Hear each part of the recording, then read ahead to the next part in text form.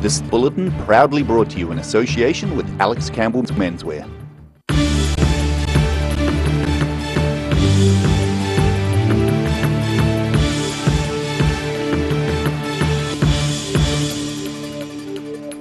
Kia ora, good evening, I'm Melissa Barton. People attending the Melbourne Cup horse races held at Wingatui on Tuesday missed out on the chance to catch their iconic Tauri Gorge train to the racetrack. The South Today found out more. The horse races at Wingatui on Melbourne Cup Day are renowned for large crowds of young people dressed up to the nines and somewhat worse for wear, plus the chance to catch a ride out to the track by train. But not this year. The arrival of over 3,000 passengers on the cruise ship Voyager of the Seas meant that Dunedin Railways was flat out providing train trips for tourists. Dunedin Railways' Nicky Ford said they were disappointed not to be able to cater for the races. But we've provided trains for the Wingatui races before, and we would dearly love to do it again. Unfortunately this year we did have other commitments with the cruise ship in town, but we'd certainly be looking to being able to do it again if we could. While to the naked eye crowds seemed less than previous years, Otago Racing Club CEO Hannah Catchpole said she was happy with the turnout and that people seemed to have used other means to get there. No, I mean it was fairly consistent. We had 3,500, nearly 4,000 through the gates. So then that was the same as last year. So the train certainly didn't impact numbers at all. I think people probably are getting more corporate buses or getting dropped off rather than potentially catching the public transport. And I would presume, it's so that they can come and go as they please, as opposed to Dunedin weather. You don't quite know when it could change, and you don't be waiting for a train or a bus. It is not yet known if next year's Melbourne Cup will again coincide with Dunedin being visited by a cruise ship on the same day. Rudy Adrian, The South Today. A $33 million property in Glenorchy, 30 minutes from Queenstown, is up for sale. The lodge-style holiday home at Wauna Preserve comes with land in a nearby section totalling 5.7 hectares. The property, designed by Mason & Wales Architects, is being sold by Arrowtown-based luxury real estate New Zealand agents.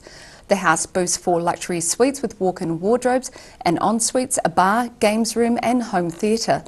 Directors won't reveal who's selling the property or where they're from, but it is confirmed their clients don't live in New Zealand. The most expensive property in New Zealand on the market is a $40 million property on Pakatoa Island in the Hauraki Gulf. Dunedin Heritage Light Rail Trust spokesman Neville Jemmett says cable cars may be ready to collect from Christchurch before Christmas. The latest developments to recommission the Mornington cable cars on High Street were discussed at the Zingari Richmond Club rooms yesterday. Roselle Lebone has more. The Dunedin Heritage Light Rail Trust is another step closer to a reborn Mornington light rail service. Spokesman Neville Jemmett shared the latest developments last night at the Zingari Richmond Rugby Club. He's hoping to have some cable cars sourced from Christchurch in Dunedin before Christmas. Are there waiting to come? Once we've got the building up and closed in, we can then go up to Christchurch, pick these up and bring them back down. My plan was before Christmas. We're about 2 weeks behind what I'd planned. He says the committee has identified a site at Mornington Park for the cable car building and is planning for stage 2. Sponsorship is currently needed to get stage 2 off the ground. First of all, we've got to find $5,000 $5 million for the first building, and then the tracks another $4.5 million. The cables are about $300,000 to get, I believe. The motor itself is getting up to nearly $1 million. The kitset building where the cable cars will be placed is set to arrive in the middle of next week. There was also conversation around OSH stopping the project due to safety concerns. It's the work side part of it. It's NZTA. NZTA give us a licence for running the cable cars. In fact, we should have had a licence for that. Safety was always a factor, and there was a real fear that OSH might, put the kibosh on the whole thing. But as Neville said, it's not a concern of theirs. Gemmitt says Motat has offered to send an old cable car back to Dunedin within 3 years, but the Maryhill cable car currently at Toitu will not be recommissioned. The group says Dunedin North MP David Clark should even be able to take Jacinda Ardern for a spin. A grand opening, complete with bagpipes, is already in the works. Roselle Lebone, The South Today. New information about how the brain controls fertility has been unlocked by University of Otago researchers. Their findings have just been published in the Proceedings of the National Academy of Sciences of the USA Journal. Director of the Centre for Neuroendocrinology, Professor Alan Herbenson, says it is little known that the brain controls fertility by first controlling the pituitary gland, which is in turn controlling the ovaries in females and testes in males. Professor Herbenson and his principal co-authors, Dr. Jenny Clarkson and Dr. Sue Young-Han, have identified a group of about 2,000 kisspeptin neurons in the brain's hypothalamus that synchronise their activity to generate the hormonal pulse, a discovery which has important implications for better understanding and manipulating fertility. The Invercargill City Libraries and Archives staff are at it again with a new video for their social media. After their remake of a Kardashian photo went viral online, the librarians are using their newfound fame to spread an environmentally friendly message. Sharon Rees has more. They may not be the real planeteers, but they still think saving our planet is the thing to do, and they're following the philosophy of television's Captain Planet as they transition the Invercargill City Library into a more eco-friendly place. We typically gave out plastic bags to customers to take their books away, and so we're doing a real push for our reusable bags that we've got. So we've got some canvas bags with the library logo and everything on that, and this month they're selling for $1 as well, and we've removed all the plastic bags, so we're just trying to really encourage that eco-friendly message. And to ensure it's a smooth transition, the librarians have called on Captain Planet himself for their latest social media video. We're jumping back to Captain Planet, who was this environmental warrior from the 80s, I believe, and he basically flew around cleaning up oil spills and throwing litter in the bin. So we're taking on him, and we've got him coming into the Invercargill Library. So yeah, our IT guy Ben, he is going to be our Captain Planet, and basically we summon him to basically get this new message across in hopefully quite a quirky way. Captain Planet was running, sliding and dancing his way around the library yesterday to educate the world about the importance of being environmentally friendly. Chamberlain says their recent viral post has pushed them to be more creative in their social media posts, which helps to spread the message. We've always tried to do it in an interesting way, but I think being aware of the fact that we do have a few more viewers and things like that, and we've sort of gained this reputation as being quite quirky, I think it's made it certainly interesting to keep pushing that, and it's sort of been good that it's been well received. Reusable library bags are available for $1 throughout November, and those who want to help need to remember one thing. The power is yours. Sharon Rees, The South Today. Still to come on The South Today, a Dunedin driver manages a lucky escape from a falling tree branch, and we look at an upcoming fundraising auction featuring work from New Zealand artists that you will not want to miss.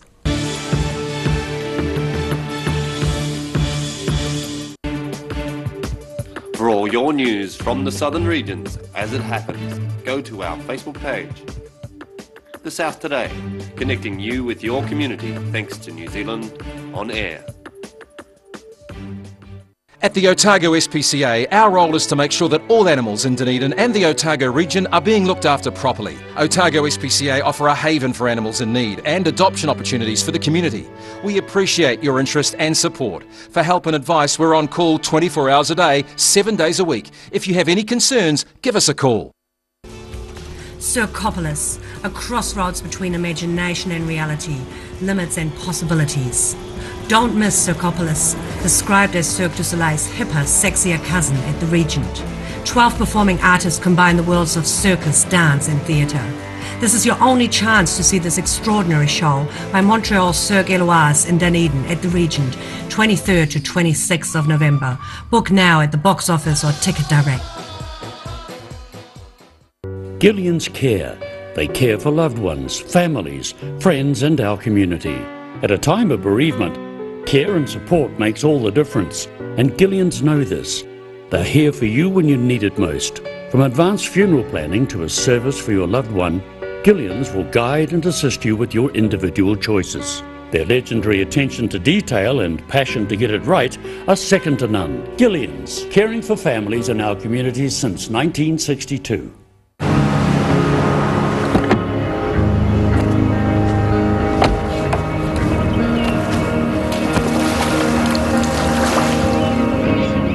Helping New Zealanders to do more.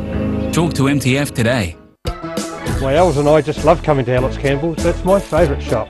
I always get good value here, and good boys really deserve good brands and good quality. Look at these tees. Local beaches on some of them too.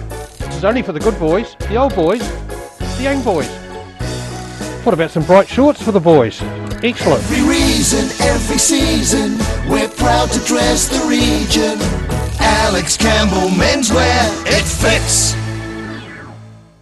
Oh, help! Don't suffer in silence. Call Sunny Chin, Chi Master Body Technician, for structural, muscular, emotional bodywork. Phone 03 4250 606 for all your pain relief.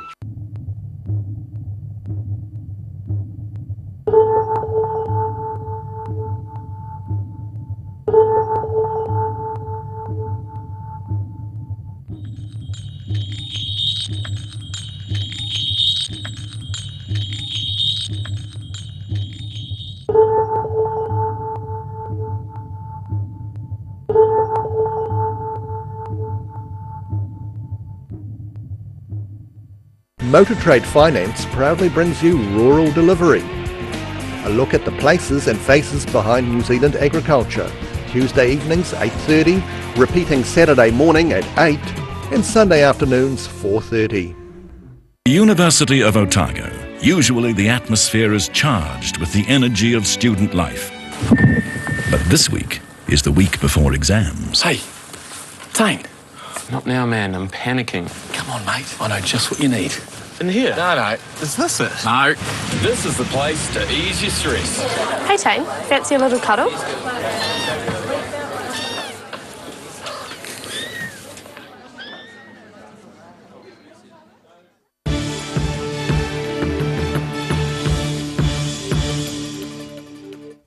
Welcome back. A Dunedin driver had a lucky escape when strong winds brought a tree branch crashing down on his car yesterday evening. The South Today was there on the scene. Dunedin student Scott Bizette was waiting at the lights at Dunedin's Queen's Gardens around 6:30 p.m. when heavy winds brought a tree branch crashing down on his car. I was just parked up at the intersection waiting to turn right and just heard an almighty crack above my head. And then big branches come down top of my car. Bizette said he was a bit shaken, but his car is still drivable, despite the newly acquired dings to the panel work. Rudy Adrian, The South Today. Otago Peninsula-based arts organisation, the Castleberg Trust, offers a place in Broad Bay for artists to come and work in during residencies. However, these take money to facilitate, and this weekend the Trust is holding a fundraising auction featuring work from an impressive cast of New Zealand artists. Work from more than 40 top-ranking New Zealand artists is currently hanging at Dunedin's Blue Oyster Gallery. It's ahead of a fundraising auction being held 5 p.m. Saturday, as Castleberg Trust spokesperson Robert West explains. So we've had 42 artists take part in this auction, which is play on words, place matters, so that all of the work is on placemats, and it's to raise funds for the Castleberg Trust out at Broad Bay. West says tomorrow's auction is the biggest fundraising event the Trust is organising this year, and they've chosen to ask artists from further afield to contribute pieces. To keep our program going, we have to raise pretty much $20,000 a year, and that's house costs and residency costs. So it's quite a commitment for us. So we do a variety of different types of fundraisers, and so it's important for us not to keep asking the same people each year. So this year, for this auction, we've got a whole lot of artists from outside of Dunedin, right across New Zealand who have kindly donated work. He says some works have a reserve price, including the Dick Frizzell one he's holding, but some don't. The Castleberg Trust has been operating on the Otago Peninsula for just over a decade. 12 years, so we purchased the house of John and Anna Castleberg in Broad Bay to turn it into a residency, and earlier this year we opened a studio on site, which was 3 years in the making, and fundraising for that, which was a huge project. The fundraising auction begins 5 p.m. Saturday, November the 11th at the Blue Oyster Gallery in Dunedin. And Robert West says art lovers could well be in for a real treat. Daryl Baser, The South Today. After the break on The South Today, the town of Greymouth gets a good spring clean before the opening of the new town square.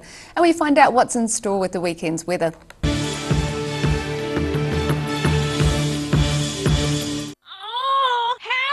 Don't suffer in silence. Call Sunny Chin, Chi Master Body Technician, for structural, muscular, emotional bodywork. Phone 03 4250 606 for all your pain relief. From rare to the recent, visit the legendary Hard to Find for your quality second-hand books. With the largest stock in New Zealand and a friendly book-loving atmosphere. For good prices, buying or selling, come visit 20 Dowling Street.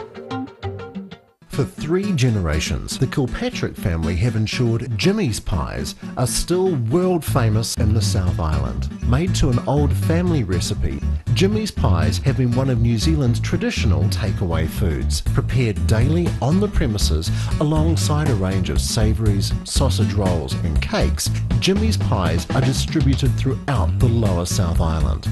Jimmy's pies are sure to satisfy your travelling munchies.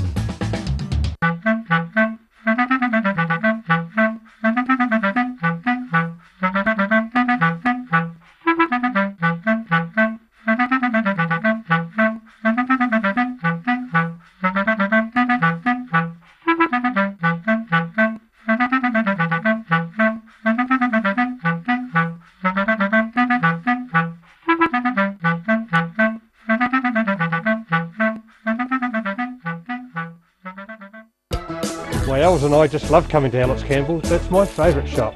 I always get good value here, and good boys really deserve good brands and good quality. Look at these tees. Local beaches on some of them too. This is only for the good boys, the old boys, the young boys. What about some bright shorts for the boys? Excellent. Every reason, every season, we're proud to dress the region. Alex Campbell Menswear, it fits. Gillian's Care. They care for loved ones, families, friends and our community.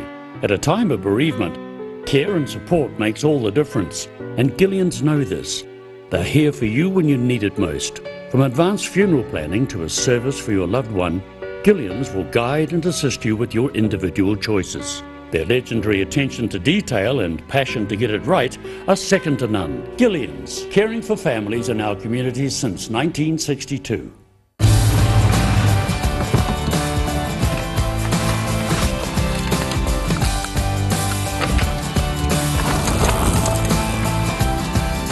Helping New Zealanders to do more.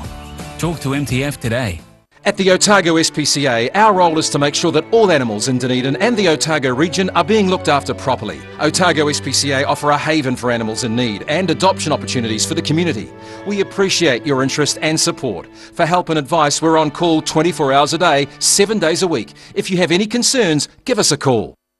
Loss of collagen is the reason for those fine lines and wrinkles. Silberhorn's Collagen Plus naturally supports your collagen levels, giving you younger, firmer looking skin, healthier, shinier hair and stronger nails. Joints, tendons, ligaments and cartilage all benefit from healthy collagen levels, the very foundation of structural health. Support collagen levels naturally with Collagen Plus by Silberhorn. Be quick, buy one now and get a second pack half price. Call now 0800 502 402.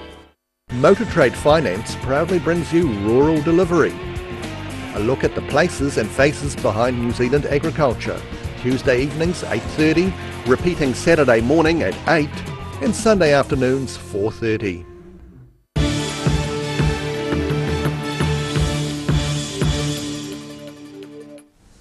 The first of more than 2,000 troops have moved to Greymouth as part of Exercise Southern Katipo. The South Today caught up with one of the companies as they advanced through the Bulla area. Southern Katipo is New Zealand's largest military exercise, and this year 13 nations from around the Pacific are taking part, and Lieutenant Colonel Tim Tuatini said that his company reflected the South Pacific. This company is actually a very interesting company. This is the Southwest Pacific Company. So it's a mix of Southwest Pacific nations, Fiji, Tonga, and also Papua New Guinea, and obviously New Zealanders. So they're split in half. We have half of them here in Runanga, where they are providing what we would call a block, and they're waiting to go forward into Greymouth when they get the right orders. Lieutenant Adrian Langford suggested they were getting close to taking the town of Greymouth. My main role is with the Role 2 team, based in the medical team as a nursing officer, and we are based mostly at Westport. For the last few days I've been pushed forward to a team through to near Greymouth, just supporting one of the companies that is pushed forward through to secure Greymouth on the way through. The military exercise has seen them all over the northern South Island. It's now towards the end of our exercise.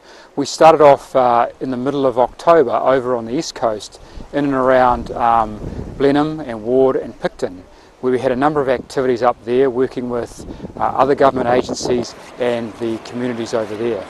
We've now moved across to the west coast here from Westport, heading our way down through Reefton, here in Runanga and down towards Greymouth. Southern Katipo continues on through next week. Rudy Adrian, The South Today. Items on display are being changed at Toitu Otago's Settlers Museum to keep pace with the times. Some of the 20th century displays are being retired to make way for the future. Visitors to Toitu Otago Settlers Museum were today experiencing the changing face of Dunedin. Some items in the object wall and food-related timeline display have been shelved. Curator Peter Reid says the 20th century items that were once a staple of Dunedin life are now a trip down memory lane. Things like the tea companies having moved production away, and with it was a sort of a topical thing too with what's been going on with Cadbury's. The changes also reflect the disappearing local icons that have come and gone, including once household names like DIC, Arthur Barnett and Tiger Tea, and significant buildings fallen to the March of Progress. And this picture in particular is one of my favourites. It's an aerial view of the exchange area, the stock exchange building having gone here, the Sire Goods building having gone here, so this is where the Dowling Street car park is now. This building here, the AMP building, in the process of being demolished. The revamp is the biggest single change at the gallery since the museum reopened to the public in early December 2012 after a $37 million redevelopment. Roselle LeBone, The South Today. An army of volunteers spread over Greymouth yesterday to give the town a good tidy.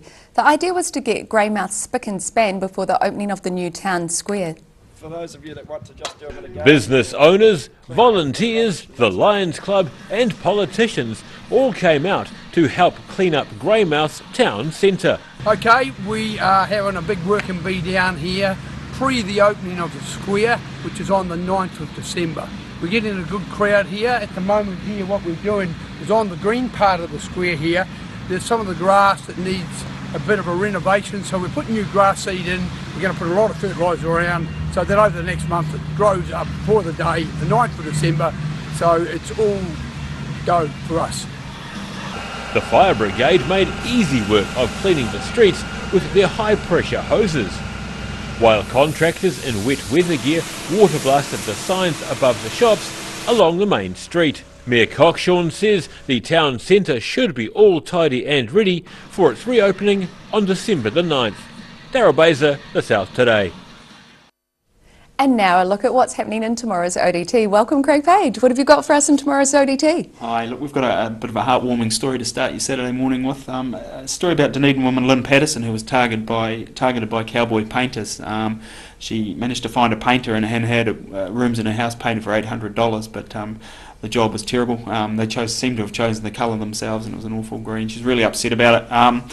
So she went to another painter, a guy called Simon Tagney from Decorating Services, a registered painter, who came and had a look at the work to see if he could repair it, and he was so disgusted that he did the whole job himself for free, including the paint. So she's pretty overcome by it, and decided to contact the ODT just to give this guy a bit of a plug. So what a fantastic... Yeah, really nice. Yeah, fantastic offer by him. He said that, you know, the cowboy painters in general get a bit of a bad rap around town, so he wanted to just show that they're not all like that. So yeah, nice job, and nice to see him get a bit of publicity as well, I think. And nice to wake up on the weekend with something like that too. Makes a change. Yes. Weekend mix. We're having a look at a story called, a book called "Growing More Than Grass," and looking at clever and creative Kiwi women throughout New Zealand.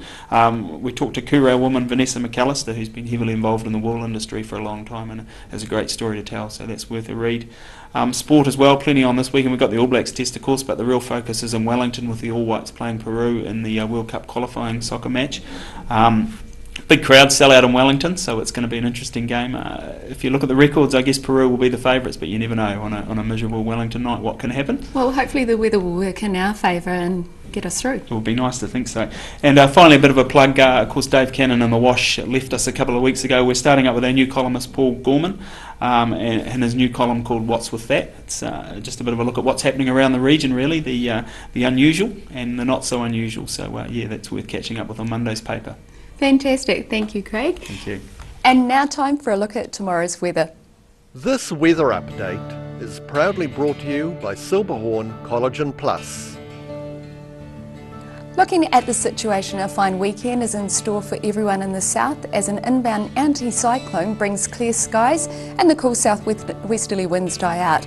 If your lawn needs cutting, you can certainly make plans to join the suburban serenade of lawnmowers. To the southern outlook, everyone there is in for light southerlies and fine weather. Balclutha 13, Gore and Lumsden 14 and the Catlins 15. Westward to central, it's light winds and fine weather for everyone there as well. Alexandra 17, Wanaka 16, Queenstown 15 and Tiana a little cooler with 13 degrees. Looking at what's in store further north, Oamaru and Timaru can expect easterlies in the afternoon, fine and 14 degrees. Oamaru and Twizel light winds, fine and 16 degrees. In Dunedin tonight, it's becoming fine with winds easing with an overnight low of 4 degrees. Tomorrow is mostly fine and sunny with scattered cloud at times and moderate cool winds slowly dying out, 13 and 2. And it's the same for Sunday with 14 and 4 degrees. And in Invercargill tonight, some cloud with an overnight low of 5 degrees. Tomorrow will become fine and sunny with cool southwesterlies dying out, 13 and 2. And it's mostly fine and sunny on Sunday and Monday with light southwesterly winds, 14 and 3 degrees. And that's our news for this Friday. For the latest news from the South Today team, you can follow us on Facebook and at channel39.co.nz. We leave you with a look back at the week that was. Have a great weekend. Ka kite anō.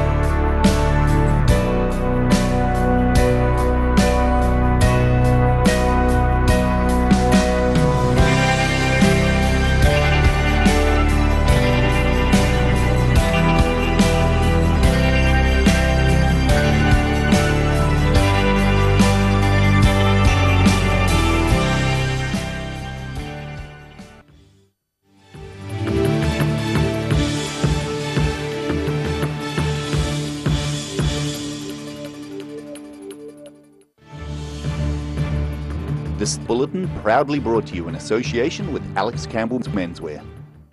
Supporting local content so you can see more of New Zealand on air.